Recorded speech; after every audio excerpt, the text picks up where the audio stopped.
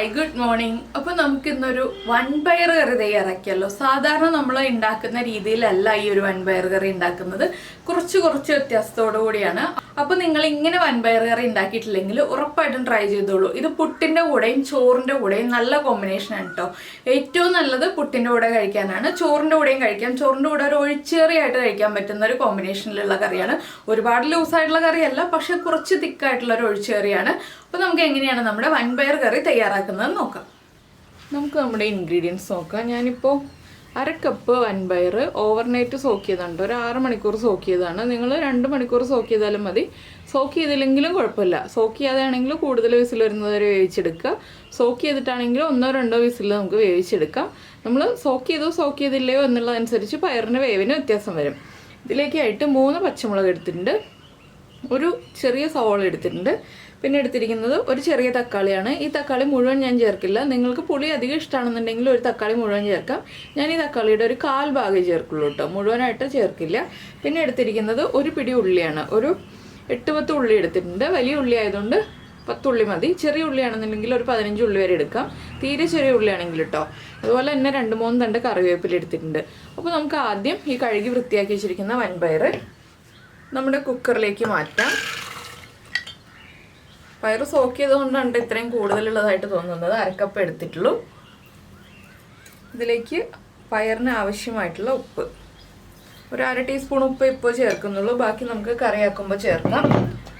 പിന്നെ നമ്മൾ എടുത്തു വെച്ചിരിക്കുന്ന പച്ചമുളക് ഉണ്ടല്ലോ, പച്ചമുളക് ഒന്ന് സ്പ്ലിറ്റ് ചെയ്തിട്ട്, ഇടിയിക്കുന്നില്ല, പകുതി വരെ ഒന്ന് സ്പ്ലിറ്റ് ചെയ്തിട്ട് നമ്മുടെ പയറിൻ്റെ കൂടെ തന്നെ ചേർത്ത് വേവിക്കാൻ പോവാണ്.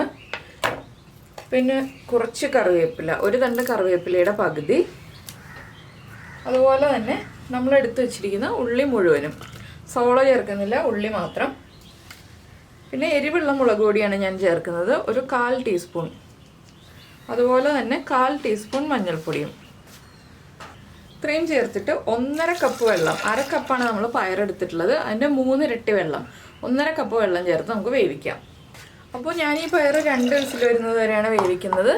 വെന്തുടഞ്ഞു പോകരുത്, ആ രീതിയിൽ വേവിച്ചെടുക്കുക. ഇനിയിപ്പോൾ ഞാനൊന്ന് വേവിച്ചെടുക്കട്ടെ, അതിനുശേഷം നമുക്ക് ബാക്കിയുള്ള കാര്യങ്ങൾ ചെയ്യാം. നമ്മുടെ സവോളയും തക്കാളിയും ഒക്കെ കട്ട് ചെയ്തെടുക്കാനുണ്ട്, അതൊക്കെ കട്ട് ചെയ്തെടുക്കാം. ഇപ്പോൾ നമ്മുടെ സവോള ഇതുപോലെ ചെറിയ പീസുകളായിട്ട് കട്ട് ചെയ്തെടുത്തിട്ടുണ്ട്, വളരെ ചെറുതായിട്ടാണ് കട്ട് ചെയ്തെടുത്തിട്ടുള്ളത്. തക്കാളി ഈ ഒരു വലിപ്പത്തിലാണ് കട്ട് ചെയ്തെടുത്തിട്ടുള്ളത്, വലിയ പീസുകളായിട്ടല്ല, ഒരു മീഡിയം വലിപ്പത്തിലുള്ള പീസുകളായിട്ട്. ഇനി നമുക്ക് കറി ഉണ്ടാക്കാൻ തുടങ്ങാം. പയറൊക്കെ കുക്കായി കഴിഞ്ഞിട്ടുണ്ട്. ഇപ്പോൾ നമ്മളൊരു ചട്ടി വെച്ചിട്ടുണ്ട്. ചട്ടിയിലേക്ക് ഞാൻ വെളിച്ചെണ്ണ ഒഴിച്ചിട്ടുണ്ട്, 1 ടേബിൾ സ്പൂൺ വെളിച്ചെണ്ണ ഒഴിച്ചിട്ടുണ്ട്. ഇതിലേക്ക് ഇനി നമുക്ക് കടുക് ചേർത്ത് കൊടുക്കാം. 1 ടീസ്പൂൺ കടുക്. കടുകൊന്ന് പൊട്ടി വരട്ടെ. അപ്പോൾ നിങ്ങൾക്ക് ഈ ഒരു കറിയിലേക്ക് വെളുത്തുള്ളി ചേർക്കണം എന്നുണ്ടെങ്കിൽ കടുക് പൊട്ടി കഴിയുമ്പോൾ ഒരു 4 അല്ലി വെളുത്തുള്ളി ചതച്ച് ചേർക്കാം കേട്ടോ. ഞാൻ ഈ ഒരു പയർ പരിപ്പ് കറികളിലൊന്നും വെളുത്തുള്ളി ചേർക്കാറില്ല. അപ്പോൾ ചേർക്കണം എന്നുണ്ടെങ്കിലുള്ള കാര്യം പറഞ്ഞതാണ്. 4 അല്ലി വെളുത്തുള്ളി വിട്ട് പോകണ്ട. ഞാനിപ്പോൾ ഒരു 3 വറ്റൽമുളക് എടുത്ത് പിടിച്ചിട്ടുണ്ട്. കടുക് പൊട്ടി കഴിയുമ്പോൾ നമുക്ക് ഈ വറ്റൽമുളക് ചേർത്ത് കൊടുക്കാം. 3 വറ്റൽമുളകും അതുപോലെ തന്നെ കുറച്ച് കറിവേപ്പിലയും,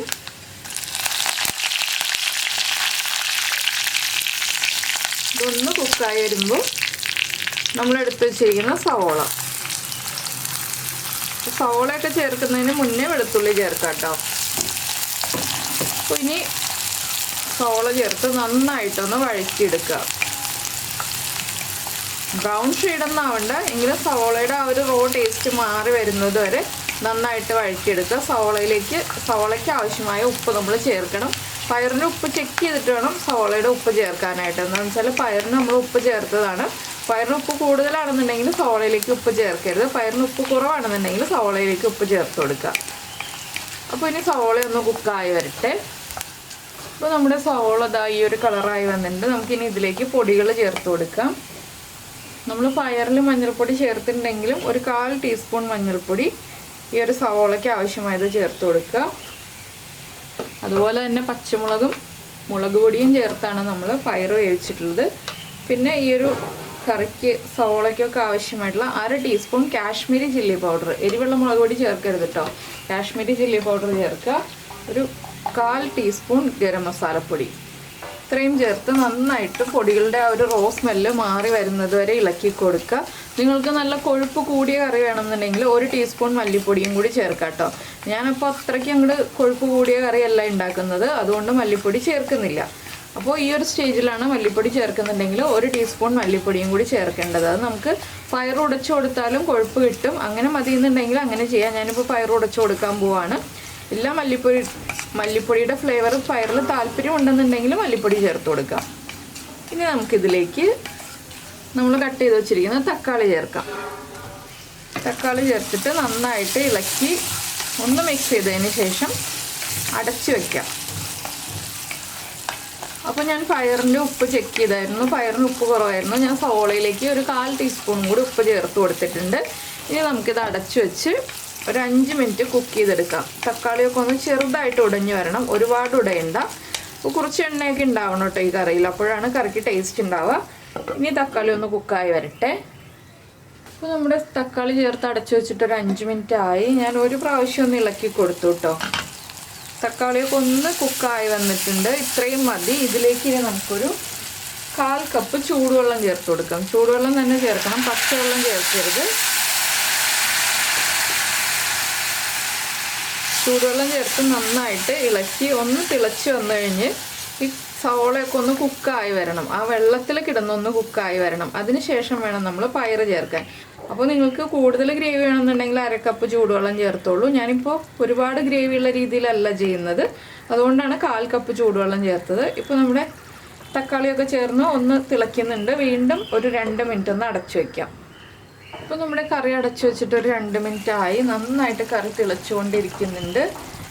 കണ്ടോ, എണ്ണയൊക്കെ തെളിഞ്ഞ് തുടങ്ങുന്നുണ്ട്. ഇതിലേക്ക് ഇനി നമുക്ക് നമ്മൾ വേവിച്ച് വെച്ചിരിക്കുന്ന പയർ ചേർക്കാം.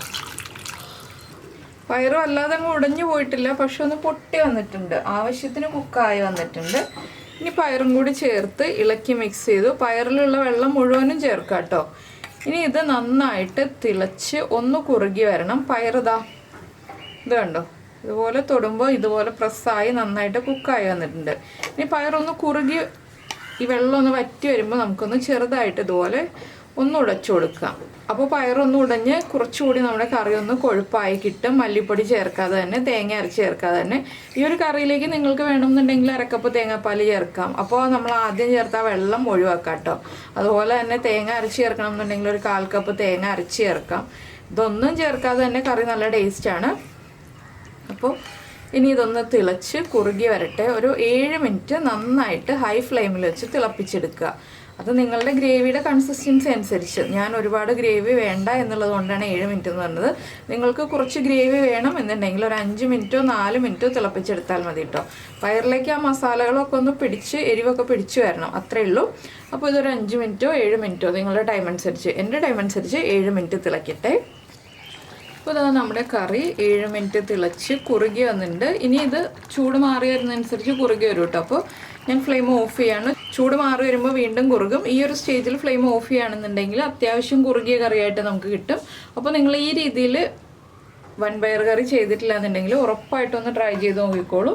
പുട്ടിൻ്റെ കൂടെയൊക്കെ നല്ല കോമ്പിനേഷനാണ്. ചോറിൻ്റെ കൂടെയും കഴിക്കാം, പക്ഷേ ഏറ്റവും നല്ല കോമ്പിനേഷൻ പുട്ടിൻ്റെ കൂടെയാണ്. അപ്പോൾ എല്ലാവരും ട്രൈ ചെയ്ത് നോക്കാം കേട്ടോ. ലാസ്റ്റ് ഞാൻ കുറച്ച് കറിവേപ്പിലയും കൂടി ചേർത്ത് കൊടുക്കുന്നുണ്ട്. അപ്പോൾ എല്ലാവർക്കും ഈ റെസിപ്പി ഇഷ്ടമായിട്ടുണ്ടെന്നുണ്ടെങ്കിൽ ഒന്ന് ലൈക്ക് ചെയ്യാനും അതുപോലെ തന്നെ കമൻറ്റ് ചെയ്യാനും മറന്നു പോകരുത് കേട്ടോ. പിന്നെ നമ്മുടെ ചാനൽ ആദ്യമായിട്ട് കാണുകയാണെന്നുണ്ടെങ്കിൽ നമ്മുടെ വീഡിയോ പ്രസൻറ്റ് ചെയ്യുന്ന രീതിയൊക്കെ ഇഷ്ടമായി എന്നുണ്ടെങ്കിൽ നമ്മുടെ ചാനൽ ഒന്ന് സബ്സ്ക്രൈബ് ചെയ്ത് സപ്പോർട്ട് ചെയ്യണേ. സബ്സ്ക്രൈബ് ചെയ്യുന്നതിന് ഈ വീഡിയോയുടെ താഴെയുള്ള റെഡ് സബ്സ്ക്രൈബ് ബട്ടൺ ഒന്ന് ക്ലിക്ക് ചെയ്യുക. അതിൻ്റെ റൈറ്റ് സൈഡിലുള്ള ബെല്ലൈക്കണും ക്ലിക്ക് ചെയ്യുക. അപ്പോൾ ഓൾ എന്ന് പറഞ്ഞിട്ടൊരു ഓപ്ഷൻ കാണാം. ആ ഓളും കൂടി പ്രസ് ചെയ്തിട്ടുണ്ടെങ്കിൽ ഞാൻ എപ്പോഴും വീഡിയോ അപ്ലോഡ് ചെയ്യുമ്പോൾ നിങ്ങൾക്ക് നോട്ടിഫിക്കേഷൻ വരും. അപ്പോൾ നമുക്ക് നമ്മുടെ അടുത്തൊരു റെസിപ്പിയുമായിട്ട് അടുത്ത ദിവസം വീണ്ടും കാണാം.